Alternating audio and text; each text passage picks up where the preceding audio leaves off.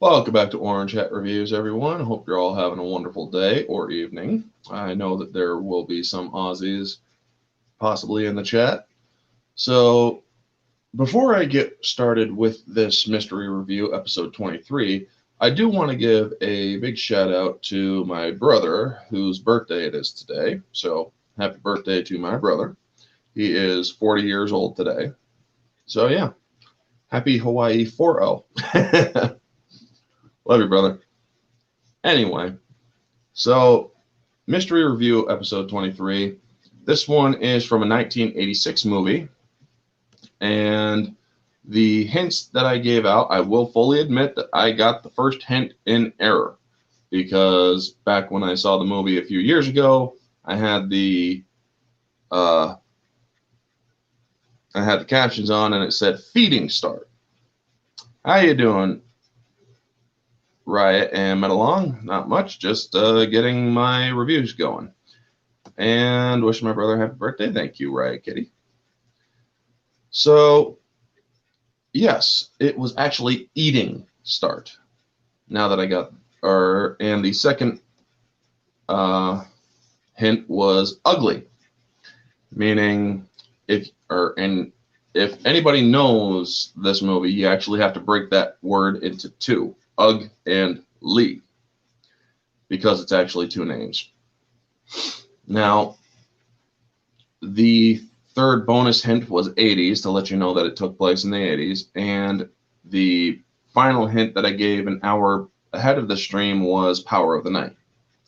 So if those four hints didn't give you guys any clues, you obviously haven't seen Critters. So yes, Critters is the movie that I am doing the review for today. It is a good movie. Still today, this movie is good. No, wait, that's not 80s. Ugly Betty.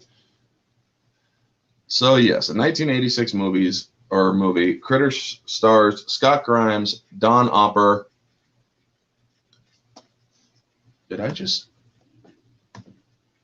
You've never seen Critters, Riot. I am wounded.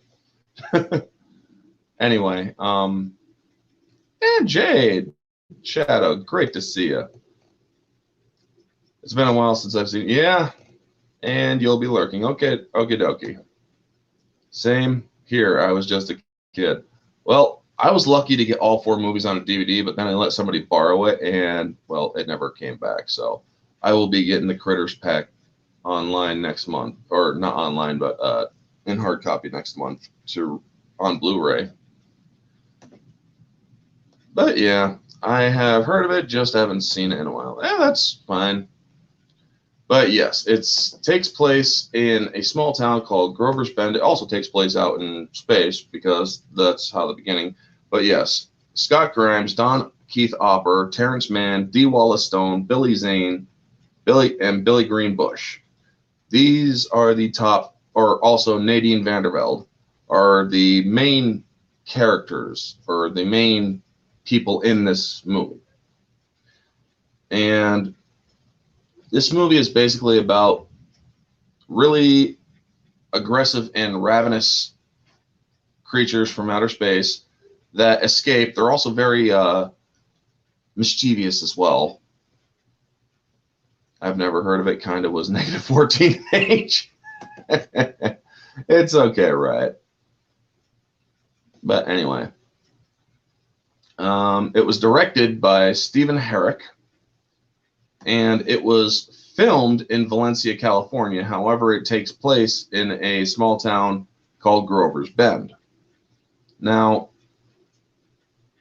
the budget of Critters, I believe, was $2 million USD or $3 million USD, because it literally says 2 and 3 million US dollars. So we'll just say 2 to 3 million. How about that for the budget? And yeah, this movie is still today with the practical effects. And yes, there are some really aged digital effects in this movie. I mean, rotoscoping problems and whatnot. This really, that's the only thing that really hurts this film. But for the most part, this movie holds up. It has humor, it has gore, it has suspense, it has frights. It gives you a good scare.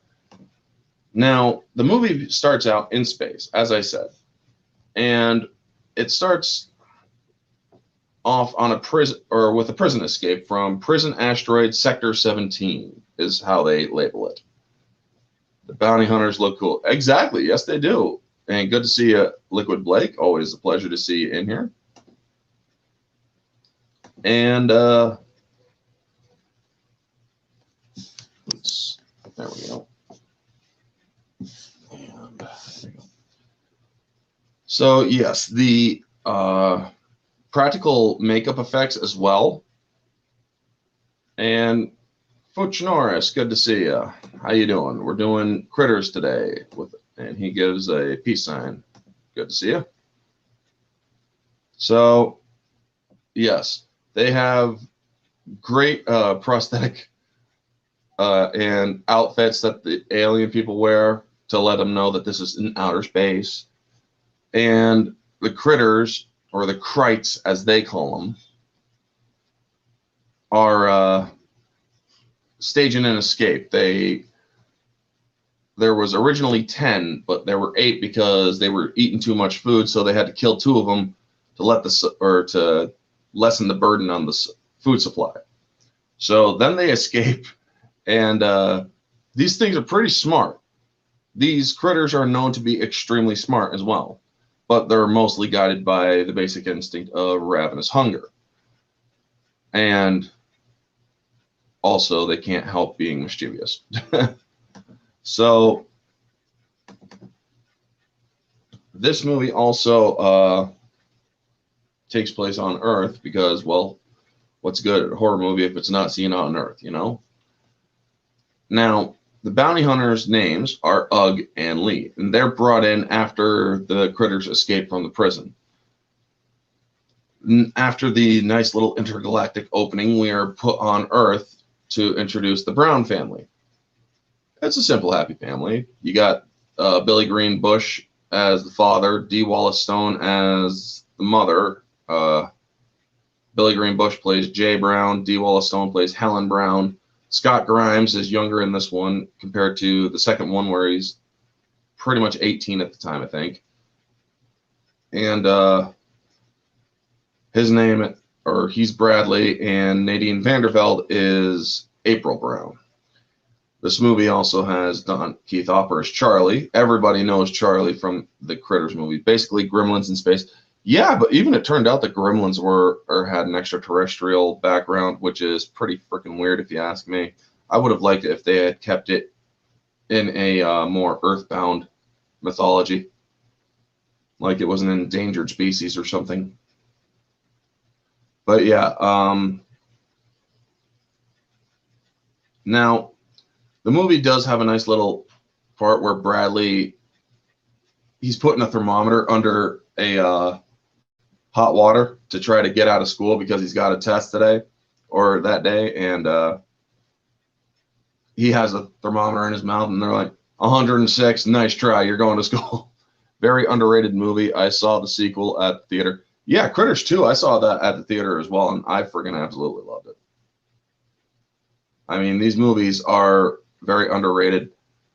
And no, I don't think I saw Critters 2 in theaters. I think I only saw it on VHS. Yeah, VHS. I'm sorry, my bad. I saw all of them on VHS because the third one was actually Leonardo DiCaprio's very first movie. And the fourth one was okay, but it wasn't as good. But anyway, you get introduced to this family. It's a nice family. It's an unsuspecting town. Very little goes on, and the family's wondering where Charlie is. Well, Charlie is the town drunk, basically, and he's sleeping it off in a jail cell. And he wakes up. They're coming! They're coming! And he thinks that aliens are coming because he's getting signals in his teeth and whatnot from the fillings in his teeth. What? Them? My teeth? And it's like, oh my God. This movie has some pretty odd writing on and off, but for the most part, the acting is very. It's good in some characters, but other characters, Dee Wallace Stone, she plays or she does good acting in some parts, but she's also very much damsel in distress mode almost all the way through the movie, except for when she finally picks up the gun and starts getting sick and tired of these critters being in the house. But for the most part, the movie holds up even today and whatnot. So after the movie, or no, wait, the sheriff in this movie, I can't remember who plays the sheriff. Who plays the sheriff in that? Critters cast.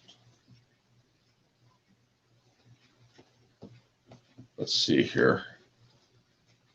Emmett Walsh plays Harv, but in the second movie, it was a different actor who played him. I can't believe Emmett Walsh is actually still kicking. That's pretty cool. But yeah, Sheriff Harv is also one of the main characters. Now, who played Sheriff Harv? I know he's on here. There we are. Barry Corbin played Harv in the second one. But yeah, so that's actually the only character that got recast in the second one.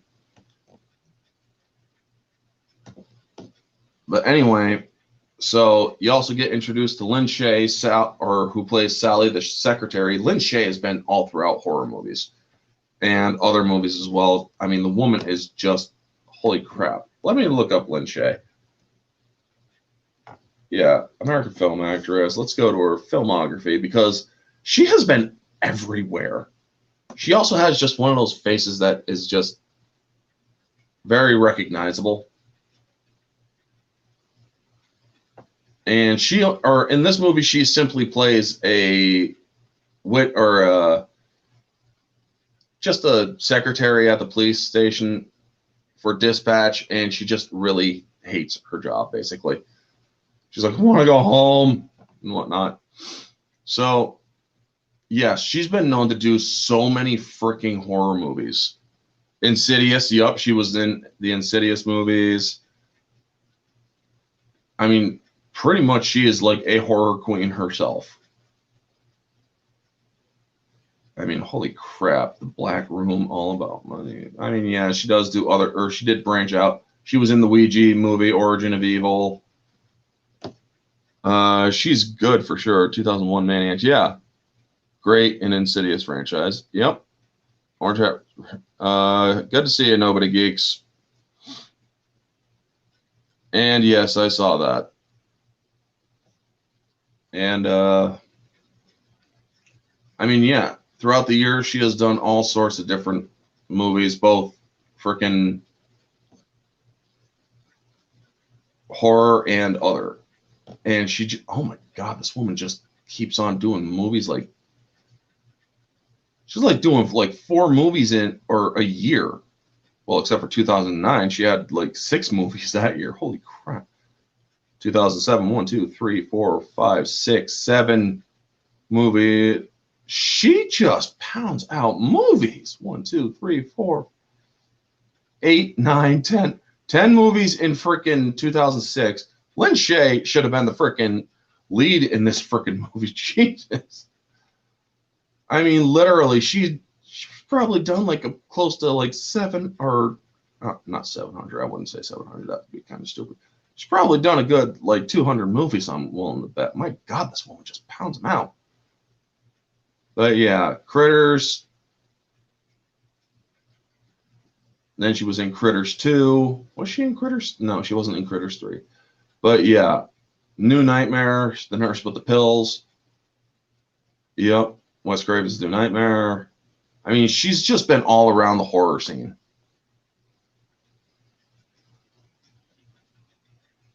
But yeah, Something About Mary. She has some horror in that one. Yeah, and she's a great actress. I mean, she just does it very well. Now, also Jeff, or the deputy, is basically trying to get in her pants, and she's not interested. And and then Harvey picks up and is like, "Cut the shit, Jeff." Yeah, I'm just signing off. So sign off. I just love that line in that movie. So then the movie cuts back to the bounty hunters in their spaceship. They're being sent to Earth, and the warden of the prison asteroid basically is like telling them, now I want these specimens, or you're free to use any means necessary to destroy these specimens, but also try to leave, or this planet is the only inhabited planet on or in that solar system. So do not be as destructive as, and then they cut him off because they're like, shut the fuck up. Don't tell us how to do our jobs. So they then look at the information that they have on Earth, and you get Ugg is looking at, or comes across Power of the Night, the song from Johnny Steele, who's played by Terrence Mann in this movie. And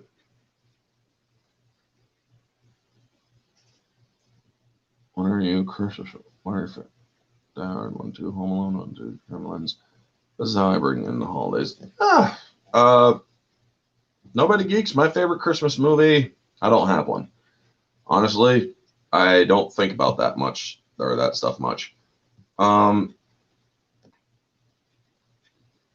I will say Die Hard. So they then, or the transformation, because he finds that this is a fit, or this is a fitting face and a fitting body. So the bounty hunter transforms, and they run it backward, the transformation process. They melt the wax over a skull, and then they just run it entirely backwards. National Lampoon's Christmas Vacation for You. That's cool, right? And that is also a good Christmas movie. It's funny as hell. And so it's a full fake mold of Terrence Mann, and they just melt it, and then they play the footage backwards, and that comes in as the transformation. It is actually pretty cool to watch. It's gruesome as well a little bit, but it works. It actually works as a practical effect that makes it, I mean, yeah, people could do digital nowadays, but there's just something about practical effects that just make the movie even more real, you know? And Lee, he can't find a good face. He's looking on face, and he's like, and Ugg tells him, he's like, transform. Nothing likes me. Find something, you know? So then Charlie finally makes it to the Brown house, because he works for Mr. Brown, Jay. And instead of doing what he's supposed to be doing, he's playing with Brad, who's building firecrackers and stuff.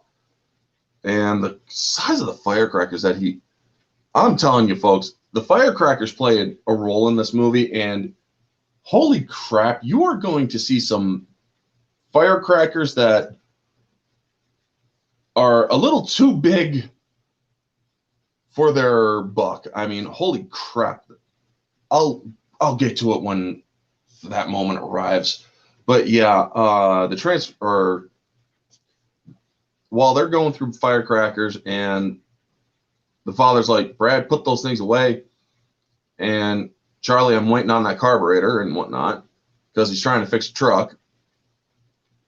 And then Billy Zane, who has played in so many movies as well. I mean, Billy Zane is a good actor as well. He's young in this movie. He's like late teens, possibly early 20s. And he comes in as the boyfriend to the sister April. And he has this nice sports car and whatnot. He comes from a rich family, and April introduces him to her father. And she's like, this is his car. His dad bought it for him. And he's like, can't fit much hay in it. He's like, he's joking, right? Yeah, he's joking. No, he really isn't. So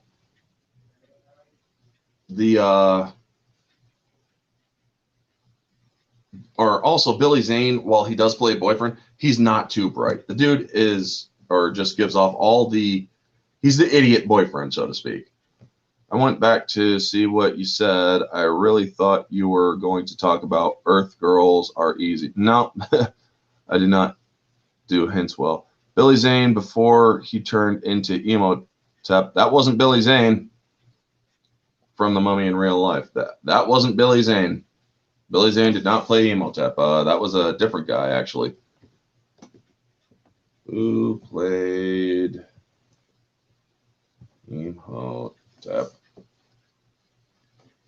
Yeah, who played Emotep? Arnold Vosloo. Yeah, that was Emotep. I mean, they look alike, definitely, but it's definitely, but they are two different people. So, Charlie also accidentally breaks Brad's slingshot, so he fixes it and he shoots a rock and it hits his sister in the ass, and she chases down her brother. Brad takes the blame. Now, this is just nice little story to fill in before we get to the invasion of the critters and whatnot. My first Billy Zane movie, Tales from the Crypt, Demon Knight, loved him. Nice. No Billy Zane is Emotep in real. Oh, Billy Zane is Emotep in real life. Ah, okay, that's what you meant. All right, never mind. But yeah, so the filler is all nice and well, and the sister and her boyfriend finish dinner at the table. Brad's upstairs. He's grounded basically, and he's building his firecrackers. He has this big one, like freaking, hold on, like about 7 to 8 inches long, and it's about yay wide. And this one comes to play later on in the movie, and no joke, you are going to think this is absolutely freaking ridiculous that this one actually went like that. But yeah, so he sees his sister going out to the bar with her boyfriend, or barn with her boyfriend, so they could do the whole make-out session and whatnot. And that's when, Charlie's riding home on his bike off of Route 22, and that's when the critters ship flies overhead, and you see him drinking a whiskey, and he looks up, and then he's like spitting out the whiskey as they go by. So that's pretty freaking hilarious. So then he just freaks the hell out, drops his whiskey and whatnot. So now the critters are on Earth, and the house shakes, and everybody's like, "What is going on?" And then the bounty hunters arrive, and while Jay checks to see what's going on out in the field because he saw the ship land, he looks up in the tree and sees his son Brad. He's like, "What are you doing in that tree?" We're talking about critters, Jay, M 2021. Good to see you. And he's like, "Dad, the quake, it just shook me right out of the house." And he's like, "Well, get out of that tree." It's just hilarious. Also, the scene where he has a cat named Chewie. Now, it's a cute cat, and Chewie is obviously named after Chewbacca. But this cat, he puts his dinner down for Chewie so he could sneak out, because he was planning on doing a little mischief for Apricot or on his sister and whatnot. And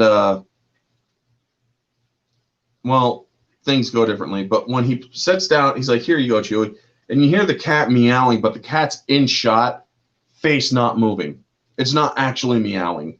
So that's one little mess up shot, but it doesn't take the movies, or it doesn't really deal too much damage to the movie's overall score.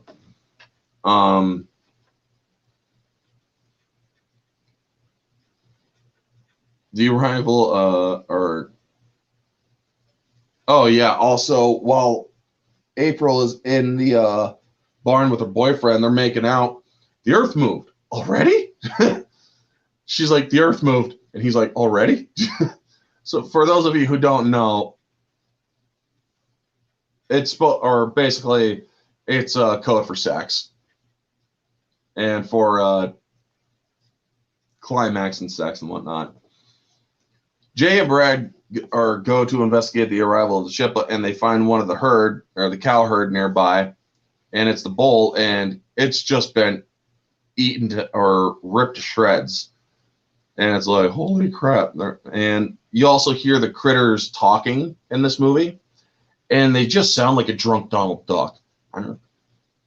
I can't even freaking, I was about to try to imitate it, but I can't. It's just really weird, but it's fun too.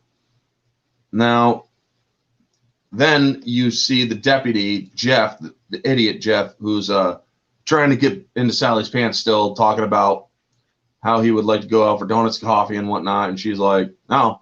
And you see the critters rolling across the road. He does his duck, or he does his duck. I have no idea what the fuck. I'm sorry, folks, but he tries to avoid the critters, and he thinks it's a dog. So he does his best to avoid, but he ends up driving off the road. And he's looking, trying to find to see if he accidentally hit the dog. And then he gets hit by one of the paralytic thorns that the critters like to shoot out of their heads. And he's the first victim. And they just pull him under the car, horror movie style, you know. Duck, all kinds of duck. Yeah, I know, right? So the camera work then we go to the critters moving up onto the house. And they actually do the POV of the critters. Like the camera work is moving low to the ground to give the critters, or to give you an idea of how the critters are moving and where they're moving and whatnot. And this is one of the better scenes where Helen is doing dishes, and then she hears something out in the garbage cans. She looks away, but then she looks back at the window right in front of the sink, and you see the red eyes just raise up. And she starts freaking out, and then she gets scared by her husband. And she's like, "You scared the hell out of me!" And the glowing reflection of the critter's eyes is actually it's very well done. It's a great in-shot effects. So when they try calling people, or they try calling for help to see what's going on, see if anybody else is having any problems with the power or anything, because the power goes out and the phone goes out. And so Jay goes to see if the power breakers are on, and he goes into the basement, and Charlie and his mom are at the top of the stairs, or not Charlie, but Brad and his mom are at the top of the stairs. And Jay is looking, and he looks at he hears a noise, and over at one of his shelves, you actually see the critter looking at him, but with different reflective eyes. So that's another thing that could be slightly wrong. The first critter had red eyes, and now and they're supposed to all have red eyes, but this one had like glowing eyes of a cat if you shine light over a cat's eyes, you know, or animal eyes. So then he goes and he sees this movement and stuffed animals and whatnot. So he goes to try to touch it, and the critter snaps at him, and he pulls away. And you see that these things have rows of teeth in their mouth. It's like, holy crap, man. Also, I'm going to be purchasing a critter too. An actual nice size critter about this big. I'm getting that from Amazon, which is pretty cool. And then one of them just latches onto his shoulder area right here and just starts ripping into him. And he manages to get out, and one gets on, or get close to the door to get out of the basement. And then one grabs onto his leg, and they're shooting their thorns at him. One of them gets in his back, and he gets out. He's like, "What the?" Or they're very aggressive, and now basically the attack has started, and the critter, then Lee and Ugg and Lee now are on Earth. They're out. They're looking for the critters. They find the dead cop and the car, and you also see the dead cow, and that's where you get the line "eating start," where Lee says that even though he's not transformed. But then he sees the dead cop and he transforms into the dead cop, wounds and all. And they get into the car because, urban transportation and whatnot. And Ugg is trying to grab the shotgun, which is bolted in, and there's a key into it, but he doesn't know how to use a key, obviously. So then he reaches in, and Lee is trying to figure out how to get the car to move.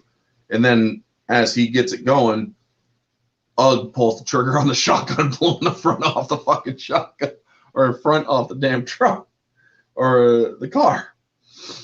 And they're driving it backwards all the way through, which is hilarious.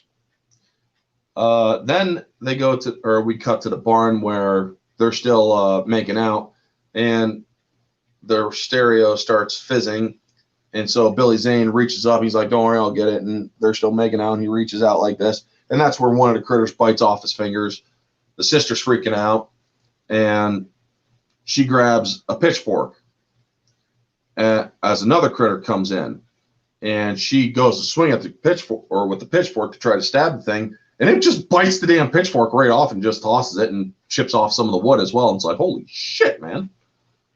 So basically knowing these aren't things that you can easily get rid of. So Billy Zane gets his stomach eaten out, and it's all over for him. And Bradley hears his sister screaming from the barn. So he goes up and he tosses a firecracker at the critter. And this critter literally just grabs the firecracker, hump, and you see the boom in its mouth. It's like, you hear the boom, like a boom. And then it goes like, smiles, and the freaking smoke just comes out. And as they run away, you see they shows the critter going, ugh! He just grunts just like that. He actually grunts just like, it's like, ugh!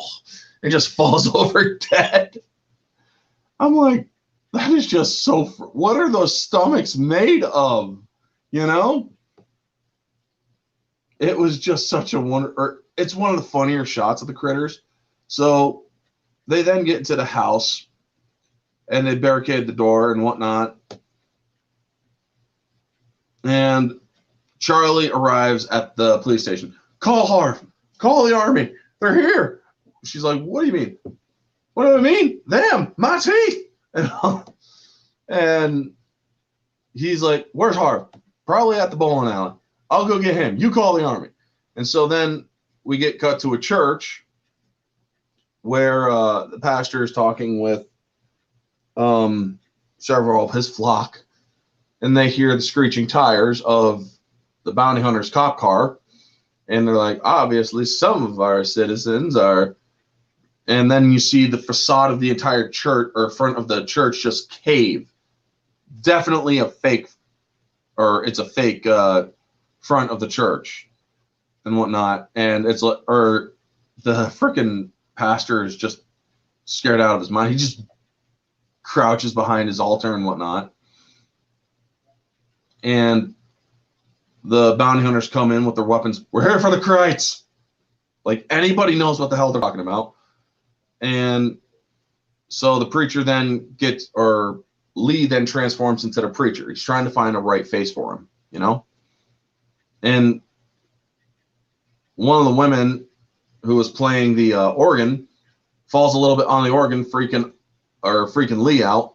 So Lee blasts the organ, blasts the altar, is about to blast everything else, but freaking Ugg just puts up his hand, and you see the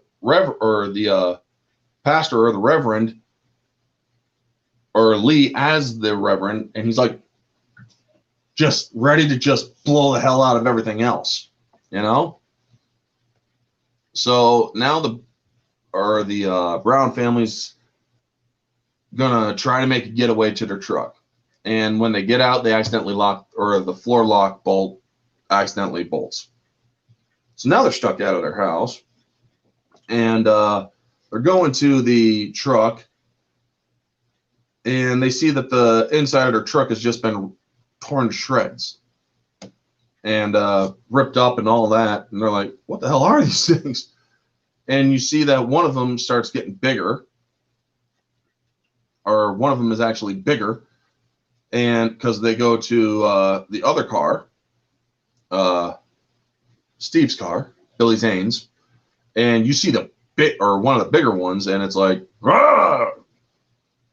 And then they start getting chased back towards the house.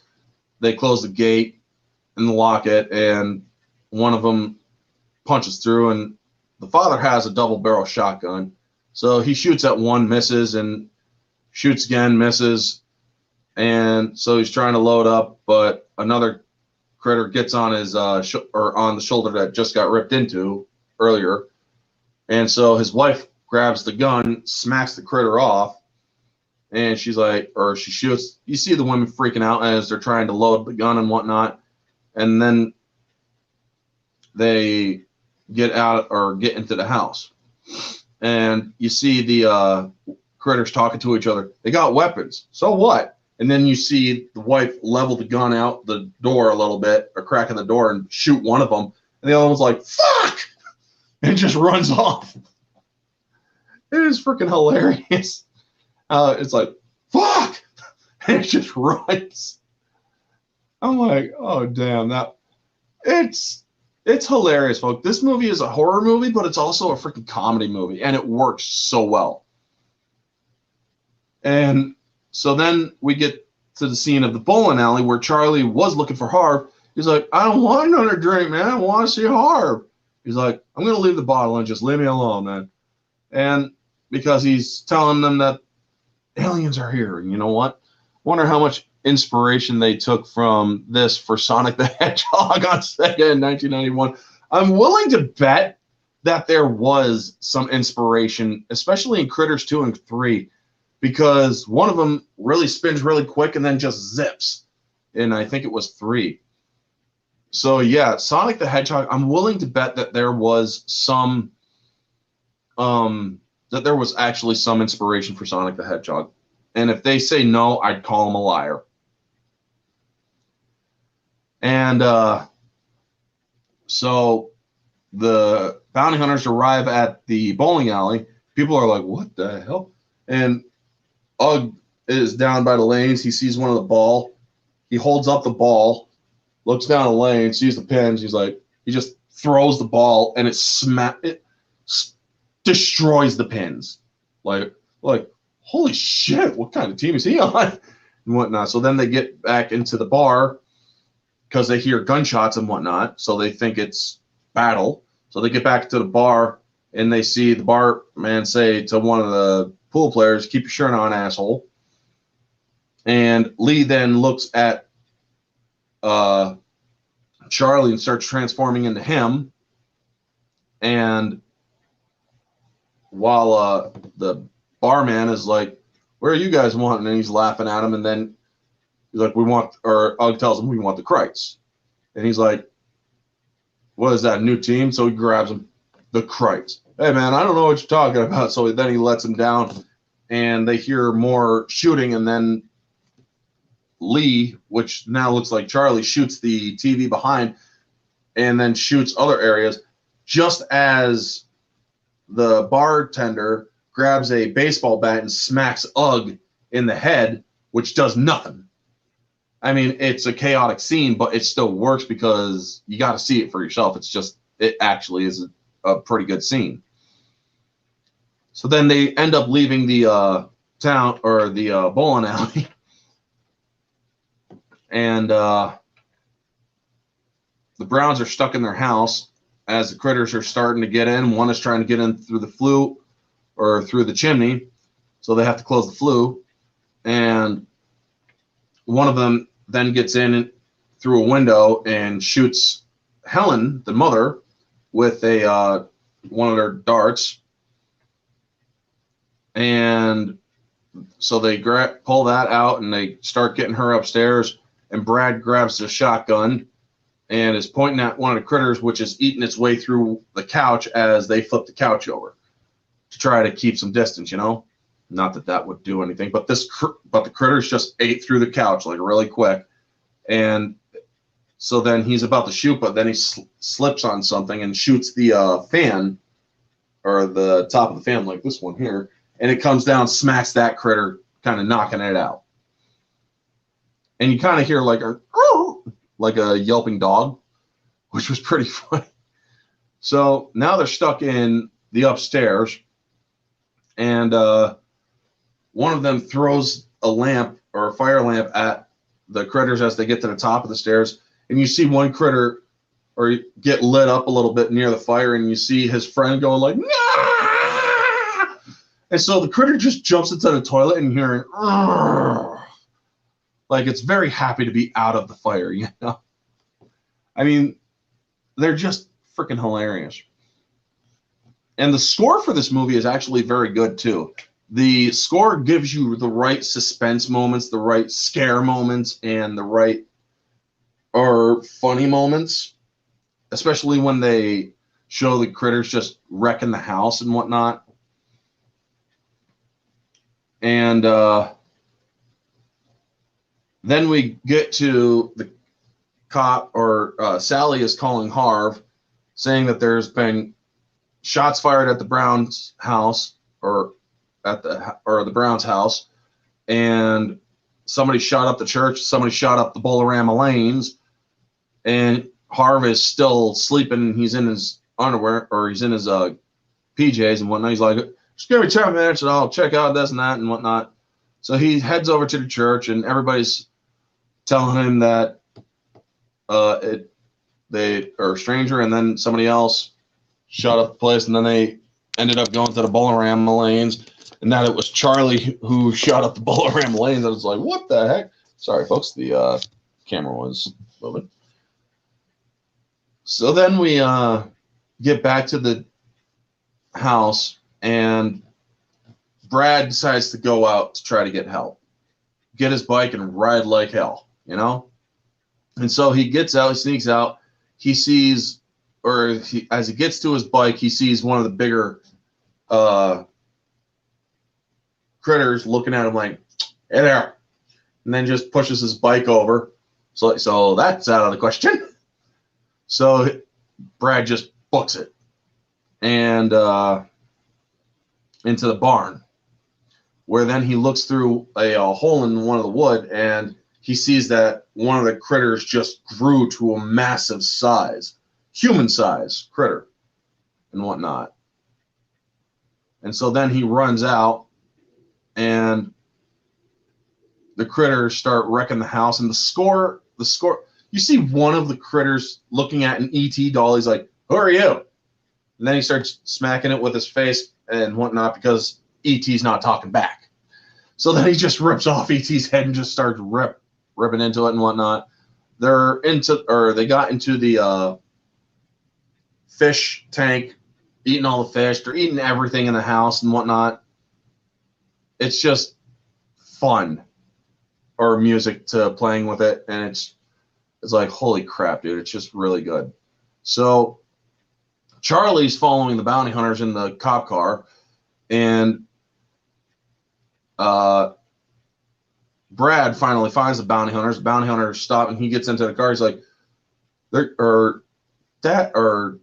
Dad's all chewed up, and Mom's got a hole in her neck, and they're getting bigger. And he's like, wait, who are you guys? We want the Krites. The Krites? Critters, Krites.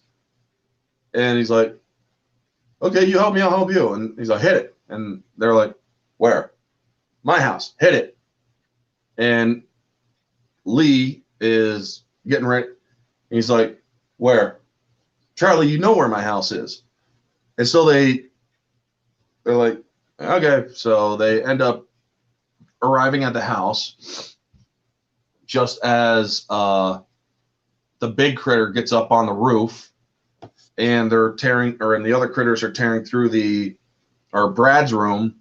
The family's in their sister's room, and you see the big critter kind of just walk right by the roof window, and it's like, damn, that thing really is huge. So you then see it reach through or push through one of the windows that's barricaded and grab April's arm, and this arm is huge. And the father grabs a aerosol can with a lighter and just burns its arm a little bit to get it to go away. So then they leave the room, and Helen has the shotgun, and she's like, "Get out of my house!" Boom, shooting at him and whatnot. And she's like, "Give me more rounds. That's all there's left." Oh, Jay. And the amount of times that she says Jay's name or her husband's name in this movie is just ridiculously obscene and whatnot.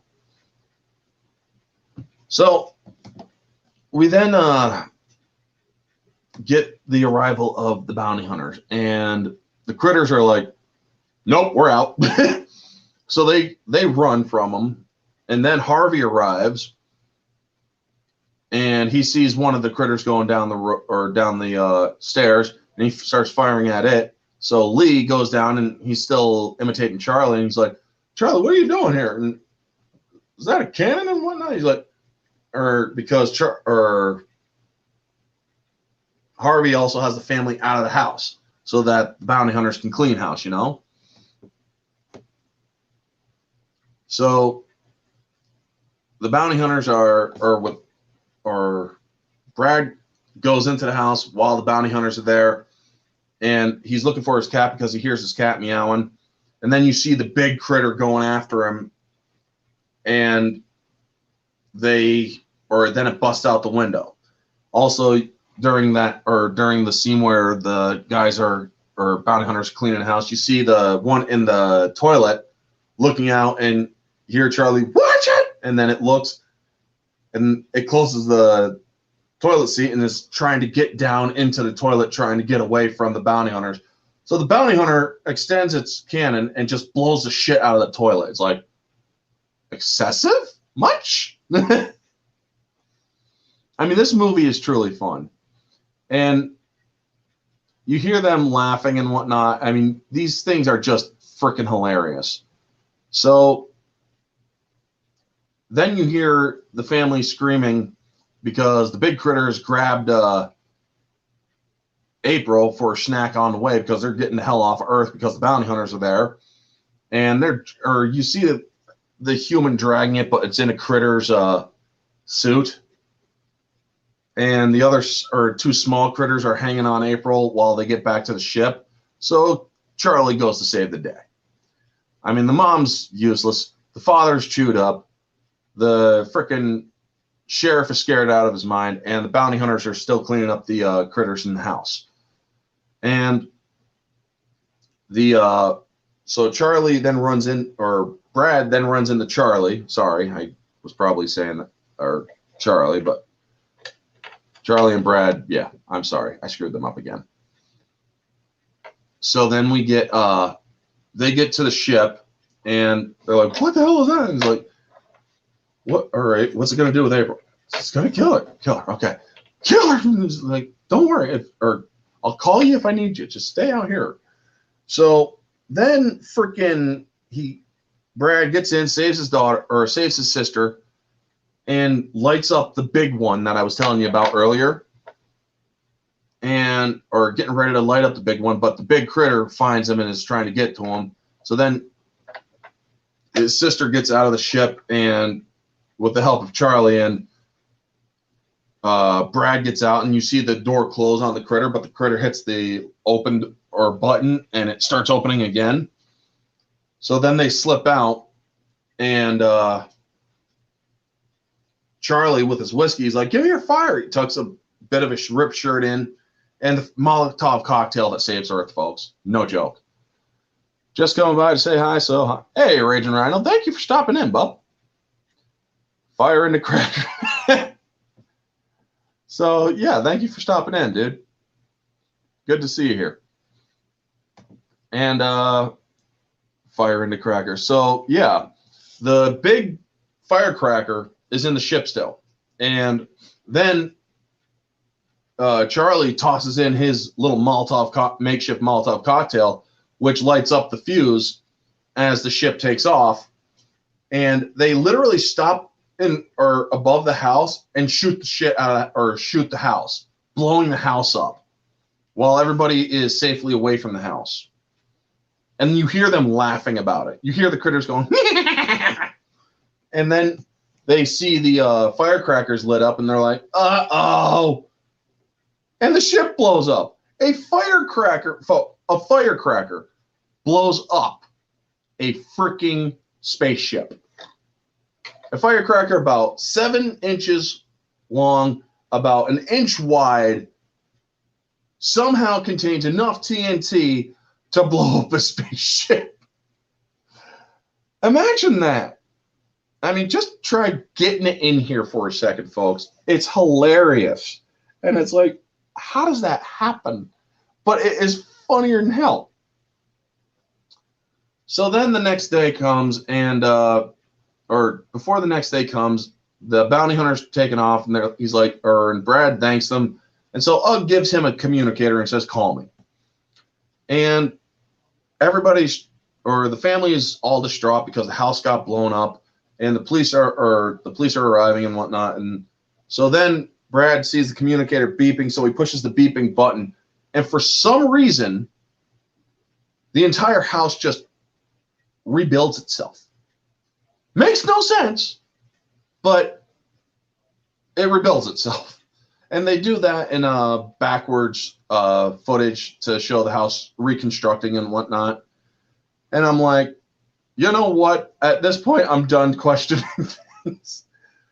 So the family starts walking in, and the sheriff starts driving off, and you think it's over. But now you get another critter POV going out to the barn, and you see 3 eggs, and you hear the critter laughter, and that rolls credits. Now, honestly, that setting it up for the obvious sequels that came later.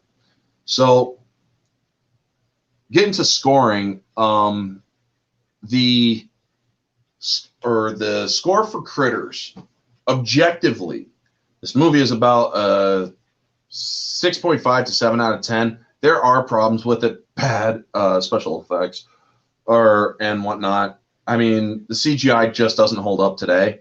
But back then, it was okay, but it just really doesn't work.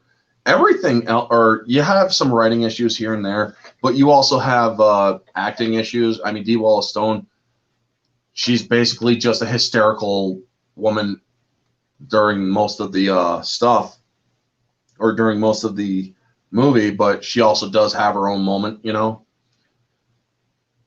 So yeah, 6.5 to 7 out of 10. It's still a passable movie, but it also is very fun. So subjectively, I give it a 9 to a 10 out of 10. It really is fun. If you like old movies like this, like Critters, if you're a moviegoer that just loves to watch a bunch of horror stuff and whatnot, it's a slow burn in the beginning, but it really picks up. So I will give it a 9 out of 10 moviegoer. So yeah, Critters, it's a movie I recommend. The entire 4 movies. I haven't seen Critters Attack or Critters the New Binge or whatever. So I'm going to possibly take a look at that sometime down the road if I ever get the gumption to look at it. But that is going to conclude my stream for today. The hints for the next mystery review are Alan Rickman and River. So you got to know your Alan Rickman movies, folks. If you know this movie, and with River as also the second hint, you'll figure it out. Do not put it in the chat. Critters 2 is a lot of fun. Yes, it is, Liquid Blake. Critters 2 is actually a movie that I think surpasses the original. So yeah, I will speak on that bit. It definitely surpasses the original. I mean, it's definitely more R-rated than the first one, which was originally R-rated, but then they shot it down to a PG-13. So yeah, the 2 hints are Alan Rickman for next week's mystery review, Alan Rickman and River. If you could find that or find out what movie it is, awesome. And also, I will give a 3rd hint. It's an extended edition of the movie that I'm going to be reviewing. So with that, folks, thank you for tuning in. Raging Rhino, Liquid Blake, Riot Kitty, Norris, Metalong. Who else? NB Geeks, Let's Talk. And Jade Shadow. Everybody who joined in, thank you so much for tuning in. Still trying to get my watch hours up. And is there a river in Die Hard? No, there is not. Although I did do the Die Hard discussions. So, yes, thank you so much for tuning in. I'm at 760 subscribers. Still trying to get up there a little bit more.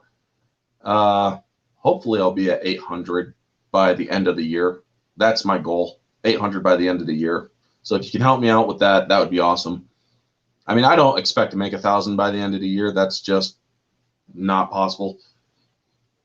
But, I mean, well, anything's possible, but it's not expected. So if you guys can help me out with getting me to 800, that would be awesome. Trying to get my watch hours up to 2,000 hours by the end of the year, too. That would be awesome. Oh, big thank you to Riot Kitty, by the way. Riot Kitty has been actually helping out getting the watch hours up by watching my playlists. So big thank you to Riot Kitty. Your support is phenomenal, and I thank you very much for it. Anyway, folks, that's going to be the video. You all know the drill. On the replay, like, comment, subscribe, share, all that jazz. Let me know your thoughts down in the comment section below. What did you think of Critters? Did you like it? Did you not? What's your favorite moments? What's your least favorite moments? All that stuff, folks. Anyway, this has been Orange Hat Reviews. Stay humble.